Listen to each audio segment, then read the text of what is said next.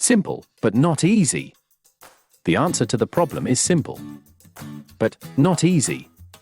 As a roofing business owner, you're wearing too many hats: hiring, outsourcing, planning, marketing, learning to grow your business, and somewhere in there, finding time for family, friends, and fun. You answer calls, but let's face it, you miss some when you're busy. That's a huge amount of lost revenue. Just 2 missed calls a day? That's 40 missed opportunities every month. Even if your conversion rate into sales is poor, at just 50%, you've lost 20 customers. Over a year? That's 240 customers. How much is that in lost revenue for you? You might have a receptionist, but they have only 2 ears and 2 hands, just like you.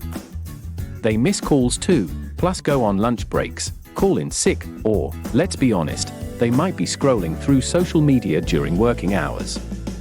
And you are relying on your voicemail? Most people won't leave a voicemail. They simply hang up if you don't answer right away. In fact, 85% of them won't call back. That's a permanent loss, moving on to your competitor.